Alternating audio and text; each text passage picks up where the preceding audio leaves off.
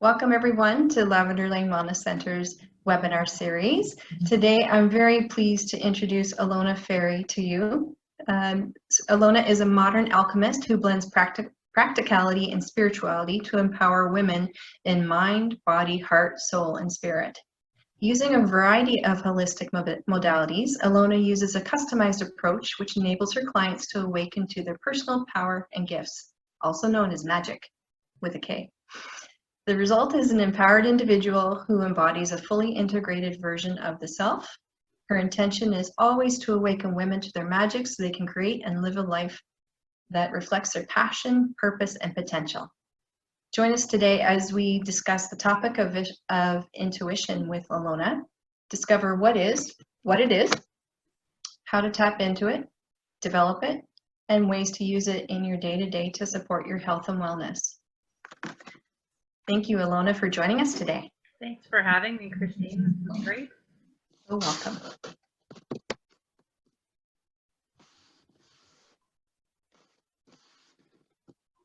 Got everybody there? Yes, please go ahead. So I want to welcome all of you guys today, and thank you for taking the time to tune in and to do this workshop or this webinar with us. Intuition is a topic, it's a word that a lot of people are hearing more and more. It's something you're seeing. It's becoming almost a buzzword, I'm finding, in the health and wellness industry. So what I've found in the work that I've done with people is that intuition is something that people don't necessarily know a lot about. You know more than you realize, but that word is a little bit, I don't want to say scary, but it's just a little strange, I think, in this day and age. So I always want to be able to offer people the ability to step past sort of the stereotypes or the concepts that we have of what it is and really open up to what it can be for you. So with the people that I work with, I find intuition is something that always comes up, and it's something that I really encourage everyone that I work with to tap into as part of your journey and as part of your power. So when we're talking about empowering people, especially women nowadays, intuition is something that I do want people to practice and develop and get used to, and use it as a resource and a tool in your kit to be able to really live the powerful presence that you are in this world. So when we talk about intuition, the first thing is to really understand what it is. And it kind of gets a bit of a bad rap these days, I find, because people think it has to do with all the witchy-woo stuff. And, while some of us go more into that realm than others, it's not something that is just in that realm. It's something that we have and we've had all along as a human race. So it's important to kind of bring it back to that practical thing that it really is, and the purpose it serves. So it's basically because we've been living in a really fear-based culture, I find. We look at intuition as that scary, spooky, kind of witchy-like thing. And that's really how we've been trained over the years to look at intuition. And we've adapted to a way of life, to a culture that really is fear-based. And we look to control everything in our surroundings and in our world and in our day-to-day. We're constantly anticipating everything, right? Especially as women, we're anticipating everybody's needs, what could go wrong, how is this going to happen, what's going to go here. So we're using our logical brain, we're using our left brain to do that all the time. What we want to do more now is actually start tapping into the right side of our brain. But we've been cultured and we've been trained for years and years and years, all of our lives, to embrace that logical left brain that we have and not use the right anymore. And you'll see that even in the school systems right now, where the creative arts and all of those things that we use our right brain for are the subjects that are no longer being taught as often. We're leaning towards the maths and the sciences, which is great for the left brain, but not so good for the right brain. So when we're tapping into our intuition, we want to tap back into that right side of our brain. We actually want to do that because if we live in our left side all the time, that's where we're wanting to control everything. And it ends up causing us a lot of anxiety, a lot of stress. And if any of you women lead lives like I do, that becomes a day-to-day and it becomes your normal way of life, right? So the more you can tap into this right side and into your intuitive side, the more you can detach from that. You can surrender to the way things will be, and it will actually bring your stress levels down, and it will help you, you know, level out that anxiety so that you're not constantly trying to control everything. So as a definition, intuition is really a powerful and an inner knowing, as they would say, and that really comes from our subconscious. And when you look at the subconscious from a psychological perspective, your subconscious is a place where we store a lot of information. We don't realize we're doing it. We take little tidbits of information that we sense in the environment around us, in our day-to-day, about people that we're interacting with. We bank all of that information in our subconscious. And sometimes we'll access it with our left brain, right? And we'll use logical thought to just, you know, discern a pattern, or what am I thinking here? You know, just what the logical answer would be for something, right? Instead of actually tapping into that subconscious realm that we have within us to be able to go, okay, how do I feel about that? Something's not right, something doesn't feel right. And then we ignore that and we go back to that logical side. So when we're tapping into our intuition, what we're going to do is get more in tune with that subconscious realm within us, our subconscious mind, which again is also the right side of the brain. When we think about our intuition, people talk about, like, I just had a gut feeling, or I had a hunch, right? Those are those little things that you feel when your intuition is being used and when you're tapping into that. So that can show up as a gut reaction. If all of a sudden your gut feels right, like something doesn't feel right in your gut. If you get knots in your stomach over something. And I'm not talking like the knots in your stomach because, you know, you're hosting a webinar or anything like that, but, you know, you just kind of have a really icky feeling inside your gut. Goosebumps are another one. If you get goosebumps out of nowhere, right, that can be your intuition trying to tell you something. You can also look at any kind of uneasiness that you have. If there's just a sense of hesitation around things. For example, another example too, you go into a room and there's that phrase, you can cut the tension with a knife. That's your intuition telling you what the energy of the room is. You're actually picking up information on an energetic level that's tuning you into what's going on. Your intuition is part of that process. So those are all those different things that you can look to as signals from your intuition telling you that you need to listen. So the next thing I want to go into with you guys is talking about different ways that you can develop it. So again, when we go back to looking at, you know, the stereotype of intuition, we go into some of the more, as I call it, wishy-woo sort of things, right? So you think about people that can tell the future, or they're clairvoyant, or they're, you know, or mediums and things like that. They are absolutely using their intuition, but they're using it on a very different level. It's a very deep and developed level. What I want to do today with you guys is to talk about different ways that you can use it just in your day-to-day. It doesn't have to be anything that goes that far. If you guys are interested in those topics, I do cover that stuff a little bit more. I myself do quite a bit of work when it comes to that sort of witchy-woo side of things.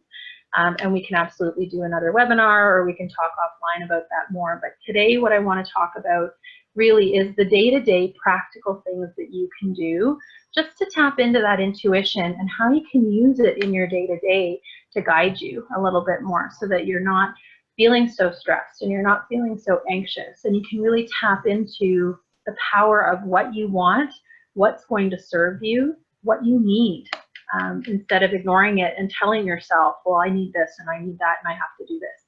This gives you the ability to be in tune with yourself, your soul, your body, your emotions, your mental state, everything as a whole. So some of the most basic things that you can do, one of them is meditate. You know, meditation brings you into a state of paying attention to your surroundings more. You're kind of, when you go into that meditative state, you're able to be able to tune out the white noise of life, right? You quiet the mind, you quiet your surroundings, to the point where you can probably even hear yourself breathe. When you're doing that, you're going inwards and you're actually able to focus and eliminate all that exterior noise that's going on. So that will allow you to tap into what's really going on within you. You can listen to your body some more. You can actually slow down and you can listen to your breath, or you can pace your breath. If you're finding that you're breathing quite heavily or quite quickly, you can try and slow it down. It gives you a chance to really go into your mind and ask questions and pay attention to what comes up in those moments. So meditation is like one of the easiest things that you can do. And there's so many different practices out there, whether you're doing a guided meditation from, you know, one of these lovely practitioners, or you're doing it through an app like Insight Timer. There's lots of different things that you can utilize nowadays to meditate. And if you have squirrel brain, don't worry about it. Everybody does. It's totally normal. That's a product of how fast we are in this world. So meditation is going to allow you to slow down a little bit more. And that slowing down is really key to tapping into the intuitive side that you have. So you also get a chance to really tap into your 5 senses so that you can, again, pay attention to what your body's telling you, what your mind is telling you, what your heart is telling you. Meditation allows you that space, holds that space for you to do that. And everything you're doing in a meditation is actually tapping into your intuitive side. So one of the great things you can do after a meditation is to journal it as well. So if it's a guided meditation, what comes up for you and the questions that they're guiding you on. Or if you're not doing that and you're just going into a straight out meditation on your own, what comes up for you in those moments? Where does your mind go? What does it think about? You know, and write that down. Those are all things that are coming up from the subconscious level. Okay, and that's tapping into that intuitive side of yourself. One of the other things that's really great is to tune into your body, and we don't do that nearly enough nowadays. We tend to just go, go, go, and we don't listen, and eventually our body has to go to extremes to really kind of slow us down and to get us to pay attention to it. So one of the things I do encourage with a lot of my clients, oftentimes the first things that we're working on are nutrition-based and lifestyle-based.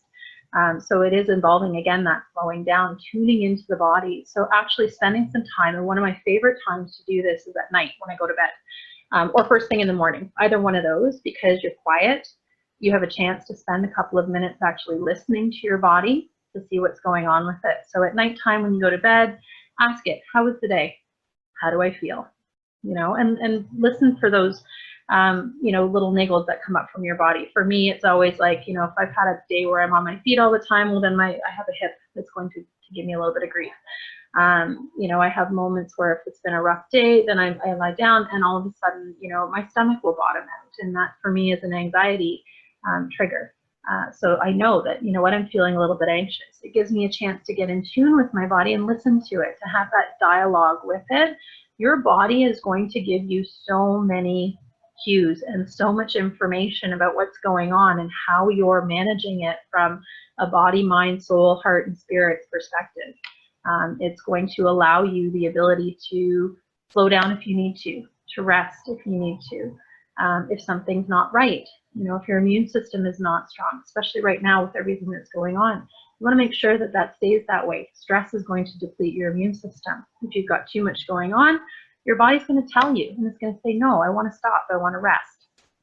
So learning how to listen to your body is one of the best ways that you can tap into your intuition. You have the chance to make friends with your body and actually develop a good relationship with it if you stop and listen. And that's one of the things I'm finding more and more that people need to do, including myself. If we don't do that, then more chronic things will come up. There are, you're going to experience more difficulty, because if you're not listening, your body's going to speak louder. And the louder it speaks, the more willing you're going to be to listen eventually. And there are some people who, when they really don't listen, then their body puts up the white flag altogether and they're practically incapacitated, and then they have to start building back from there. So if you can tap into that intuitive side and listen to your body more, you put yourself in a better position to manage your own physical health as well.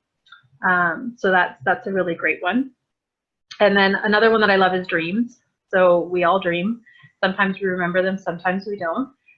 Dreaming is actually one of the functions that your intuition uses in order to send messages to you on a regular basis. So while you're sleeping, your cognitive mind actually shuts down, which is your left side of your brain, okay? And that's the active side. When you're sleeping, it's the subconscious brain, the right brain, that is actually active, and it allows those messages to come through. So sometimes when you wake up and you remember a dream, can be very realistic, might be a little bit more, you know, encoded and go, well, why was I carrying a coffee pot all night long? I don't understand. So you might have to do a little bit of decoding and kind of go below the surface a little bit more. But what I love is if you can, keep a dream journal. So keep it beside your night table. If you wake up in the middle of the night and have had a dream, write it down. And you can reference back to these things. And oftentimes, you know, once you've done it for a while, you can reference back and things might make sense. A lot of what we're finding is that the intuition is hindsight. So you look back and you're like, oh, I was right about that. Or, oh, you know what, I should have listened to that. That would have, you know, helped me in that particular moment. So listen to these messages that are coming up in your dreams, whether they make sense or not, and write them down if you have a chance, because they will oftentimes make sense down the road. And it's a really good way for you to get to know your subconscious mind a little bit more and see what comes up in that type of avenue. So, and to kind of segue into the next one, is writing it down. So journaling, I find, is a really great one, whether you're doing it after a meditation, after you've had your dream, or anything in general. Journaling about your day, how you felt about your day, what's gone on, that allows you the ability to you know, get all of that down, and again, go back and reference in hindsight. You'll be surprised at how many times you had a notion about something, or you had a feeling about something, or something didn't feel quite right, or something felt really great. And then you can go back and reference, and you'll actually realize that, you know what, you kind of had that insight a long time ago. You just either A, didn't trust yourself, or B, you weren't listening to yourself. So if you write those things down and reference back, it gives you the ability to actually to connect it and see just how strong that intuition really is. And you'll develop that trust over time with yourself. The other great thing too is if you get hunches. So if you feel a gut feeling about something, or if you have a hunch about somebody that you met who, you know, something wasn't quite right or something was off, or situations, whatever it is, write it down. And again, you can reference back. So it gives you the ability to practice trusting yourself and trusting the things that are coming up for you. That's one of the things that we lack the most, is trusting those hunches and trusting those gut feelings, right? Getting outside is a great way to do it as well. So with, I'm one of those people that I connect quite a bit to things in the outdoors. And my journey specifically, I would say my intuitive journey really has been about 5 years long. So this isn't something that I've necessarily been practicing actively for all of my life. I think as children, we are all very intuitive and we tune into everything as a child, but we're trained over time to stop listening to that side of ourselves and really going back into, you know, listening to that logical brain and whatever science or math or, you know, all that stuff tells us. That's what we listen to. We don't trust our gut, and we don't trust our hunches and our intuition. So my journey about 5 years ago, I started diving a little bit deeper into it. And I've really come to develop it over time as well. It's taken a long time to trust it. But I found for me, one of my best connections is to actually get outside. So I feel very connected to the earth, to Mother Earth in general. And I find that when I get outside, I feel quite grounded. And when I'm grounded, I can tune in. I can slow down. I can breathe. I can shut out the outside world. And I really can connect to my surroundings, and it allows me to tap into what's going on, whether it's, you know, listening to my body, or it's, you know, for me, I'm very much into the crystals. So I feel the energies of crystals. I can feel the energy from plants. So I really like to tune in. I could typically be seen as like the quote unquote tree hugger. I will actually touch a tree and I can feel those energies. So that has helped me over time to develop that sense. When I'm doing all of these activities, I can now tap into those types of things because I know how to listen to it. I know how to slow down enough that I can pay attention to the energies that are coming from different things, whether it's a tree or a crystal or a person, anything really that I want to set my mind to, then it helps me with that. So getting outside is a really great one. It allows you also to use your senses. So if you go out into, say, a forest, and you listen. You just stop. And I think we've all done this at some point, but you go in and you can just stop and stand in the quiet and listen to it, and listen to the birds, listen to the flies or the bees or mosquitoes that are buzzing around. You can listen to the crackling of you know, the underfoot when animals are walking in the area, the crickets or whatever it is. You can see the sights when you see the different trees, or you see the sunlight coming through the trees, and you know how profound that can be, right? We're using our senses in some pretty spectacular ways when we're doing that. So it's, I think, a wonderful thing for you to be able to tune into those things and listen, and being able to sit still long enough to be able to tune into that stuff. It allows us to sharpen those 5 senses, and those 5 senses are actually really critical for our intuition. And you also pick up those energies, like I said. So for me, like, I love to hug trees. You can pick up the energies of the things that are around you. When you go out in nature, oftentimes, unless you have a tiger chasing you, everything in nature is going to be very calming. It's going to help you slow down. It's going to help you de-stress. It's going to help you just pause and be present in the moment. And those are things that are really necessary for you to do what we call ground. And so grounding is really important for you in order to tap into that intuitive side, because it is that slowing down, really, I think, where you can stop and you can pay attention, because your intuition is going to tell you things when you're able to do that. So, and then the other thing is really to get in touch with your feelings. A lot of times nowadays we don't do that, or we ignore our feelings, or we stuff them down. When we talk about the subconscious, there's a lot of stuff that we bury down there, whether it's experiences that we don't want to think about, or it's feelings of love or compassion. A lot of times we're taught to ignore those things or to put them away because it's, you know, it's not you know, it's not nice to cry, or it's, you know, I have to be tough in this situation, and we tell ourselves different narratives that stop us from actually being in our feelings at the moment. Our feelings are coming from that intuitive side. Our feelings are telling us how we feel. It's telling us the whole story about our subconscious and our physical experience and our emotional experience, and everything kind of in a package. So we need to pay attention to them. You know, and I'm not saying that that means that we have to, you know, cry every time we turn around, or that we have to let all this anger out that's built up.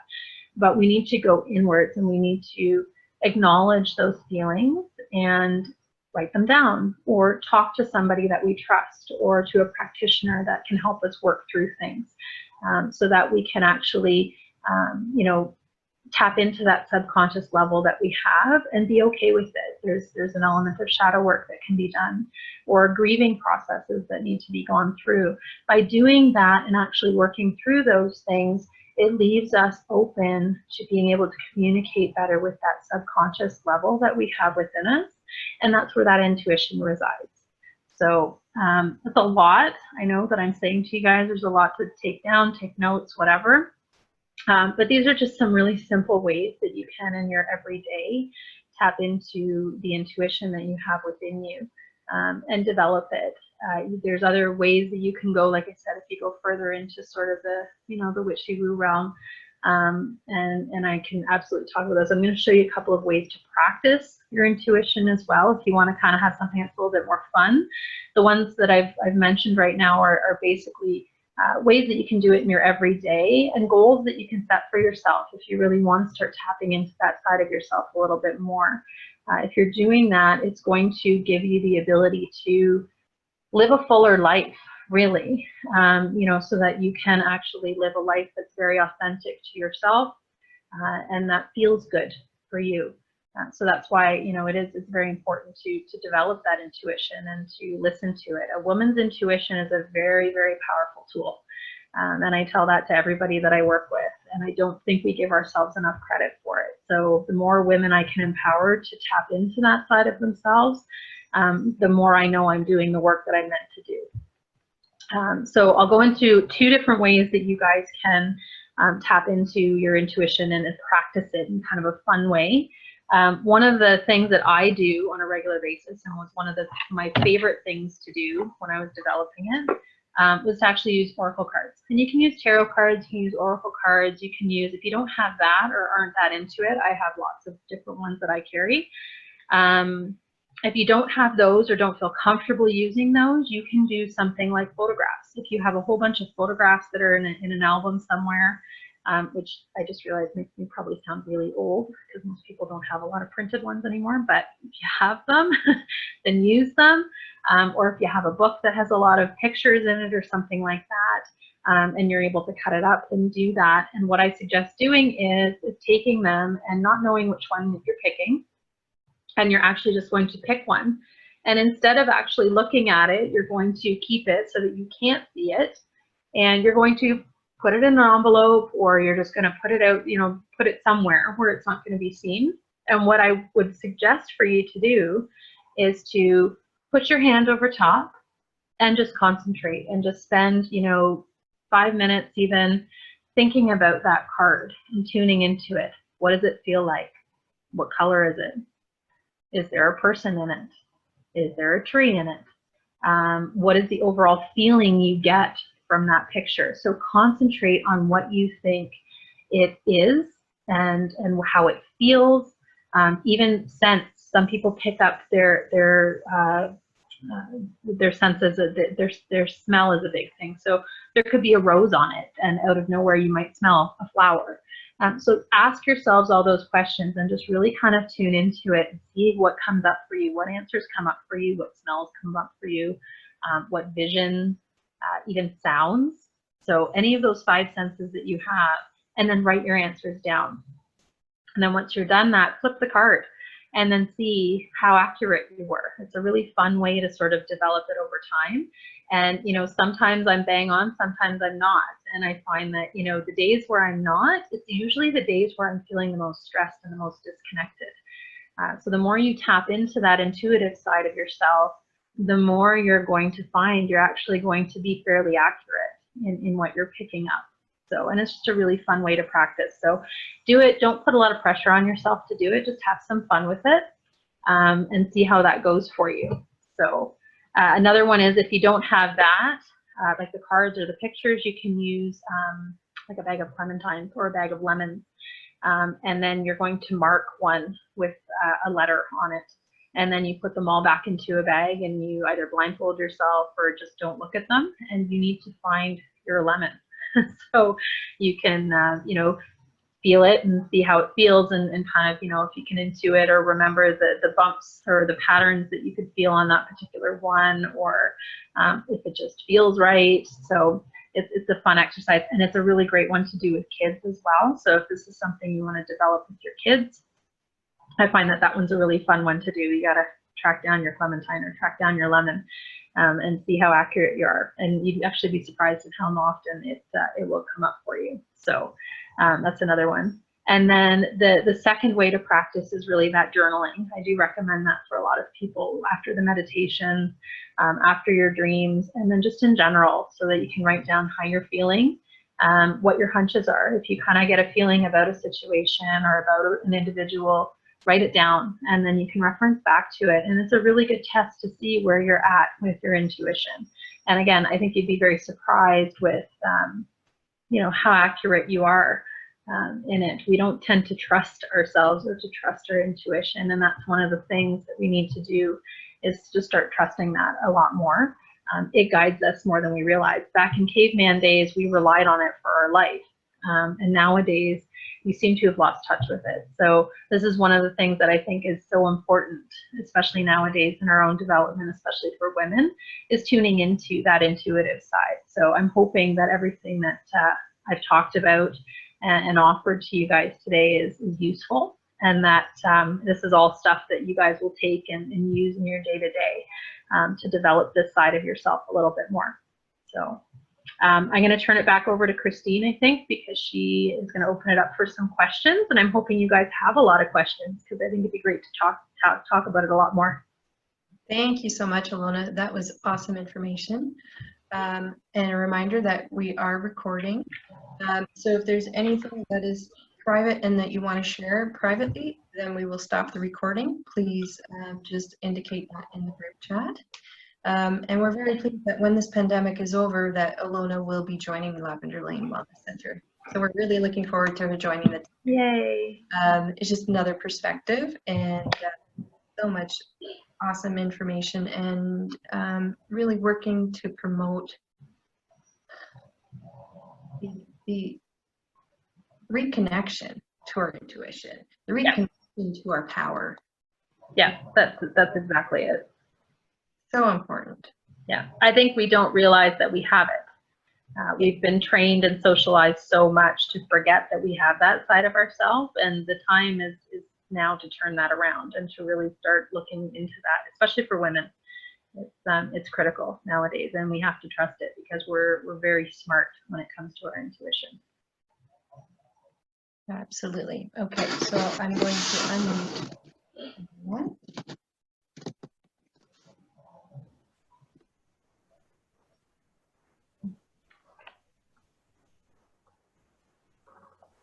Are there any questions for Ilona? Yes, I have one, Ilona. Okay. Where can you purchase those cards, the tarot cards? Everywhere. So there are metaphysical shops locally that you could go to, and if you don't want to do that, you can even go somewhere as simple as Amazon. There's lots and lots. Chapters carries them, or Indigo. There's lots of different ones too. So if you find that you're drawn to certain ones, then get those ones. There's no right or wrong deck for you. Okay, thank you. You're welcome. Maybe I get Nicole. Have you been taking Nicole that fast? Okay, so take a bite. Any other questions or comments? Did anything come up for you? How can we use signs we see relate to our intuition, like birds and butterflies and numbers? This is my fun place. It's so fun. Yeah, so oftentimes you'll hear talk of numbers. So the number 11 or 1111 is a big one. That we call those angel numbers. And it's basically the spiritual world connecting with you. And oftentimes when you're seeing a number like 1111, for example, it's really designed to show you that you're on the right path. It's just that little heads up from the other world kind of going, hey, yeah, this is good, keep doing it. So pay attention to those numbers, and you can even look them up. There are websites you can go to that have all the angel numbers and their meanings too. So if a number keeps popping up for you, go look it up, because there's probably a significance to it. And there can also be, if you believe in and support that the spirits will talk to you in different ways, you can look at that as communication from loved ones that might be on the other side, or from your spirit guides on the other side. So it's a really great way to tap into that. And it's just kind of that little high five from the universe saying, hey, yeah, this is good, you're on your way. When it comes to animals, especially birds, we find that cardinals and blue jays are common ones. Cardinals are a sign from the other side. It's usually a male spirit that's wanting to connect with you. And so I find oftentimes people who have loved ones that have passed over, if you see that cardinal or you hear that cardinal, that's them giving you the nod that they're with you. And then for blue jays, it's the female spirits that have passed over. So keep an eye on those things, and you might get visits from them quite often. Other birds, animals, they can be signs or messages for you. So again, look them up as a spirit animal, and they can give you different information at different times. And you might find that it shifts over time too. So for example, the last week I've had a crow that keeps coming and sitting on my balcony while I'm working at the table. And crows are not common in our backyard, but they've been there. Last summer there was a turkey in our backyard. A random turkey in my backyard, but those are signs to me. So when that happens, I look it up and I see what the meanings are. So do that and see where it takes you. So does that help, Nicola? Did that answer your question for you? Okay, awesome. I find if I'm looking for an answer to something, if I'm questioning something, especially when I'm driving, red-tailed hawk. Really? Yeah, they That's tend interesting. to appear to me. And have you looked up their meaning? Yeah, it's like intuition, vision, and you're protected. Perfect. Yeah. See, and if we take it that, yeah, if we take it that one step further, there's a lot of things that we have in our surroundings that we really don't pay enough attention to. So the more we can pay attention to that stuff and look up what their significance is, the more information you're going to be getting, and it's going to show you that you're going down the right path, or it's going to show you that you're not. I find, and I think I've talked to Christine about this before, but there's moments in your life where you kind of like, what was that? Or why did that happen? Those are those, I call them cosmic 2x4s. They're, you know, the universe at sometimes is just going to course correct you, whether you want it to or not. It's a slap upside the head. That's exactly it. So those are some of those signs. So watching the animals, watching the numbers. There's also feathers or dimes. Those are ways that the other, you know, the spirit world can communicate with us more. So I pay attention to a lot of that stuff. That is something that I believe quite a bit in. So I don't know how many of you on here right now are sort of into that sort of thing, which is why I kind of gave you the surface level, basic, practical things that you can do. But there's lots of other ways that you can tap into the intuitive side and develop it as you go more that way. And you can connect with spirits on the other side that are essentially your team, that are there to guide you. And they're giving you messages all the time. You just have to tune into it. I find for numerology and tarot and how everything connects, I really like numerologist.com. Mm-hmm. Yeah, that's a great website. Much information there. Yeah. Cafe Astrology, if you're into the astrological stuff, Cafe Astrology, you can do your natal chart for free. And it gives you a full description. So if you're into all of that, it's a really great resource. The Astro Twins are another phenomenal resource that I work with on a regular basis. And they have quite a bit of offerings as well out there, even for free, that can help you to learn that more and to develop that more. Yeah, there's lots, and just play with it. I mean, really, honestly, when it comes to the intuitive stuff, I have a lot of people I work with that are worried that they're not doing it right. There is no right or wrong. Everybody's going to be different. What works for you may not work for me. What works for Christine may not work for you. So, you know, if you can play with it and see what's comfortable for you and what really speaks to you and resonates for you, then that's the way you go. You know, so like Christine said, she really loves the numerology, so that's her route of going for certain things. Whereas, you know, I like numerology too, but I'm a big astrology person. I do. What's that? I like both. Well, I actually use both when I work with clients. So I actually will do your numerology and I will do your astrology as well, because it can give us information into different things about you as well, right? So I kind of use it almost as a psychological tool as well to help equip me to be able to guide you in the right direction. I use oracle cards every single day, you know, and some people look at oracle cards and they don't want to go near them, and that's okay. That's all right. Yeah. To each his own. Everyone has their own path. Everyone is an individual. There can't be just one way. Exactly. To expand. Yeah, it's just the same as foods. Everybody likes different foods and has different tastes. It's going to be the same thing when it comes to this stuff. So don't be afraid of it. Don't be feeling like there's a certain way that you have to practice things. It really is a playground, is the way I like to refer to it as. You know, and there can be certain processes that you might want to follow with things, but you have to go with what feels good for you. So, absolutely. Mm-hmm. Any other questions or comments for Ilona?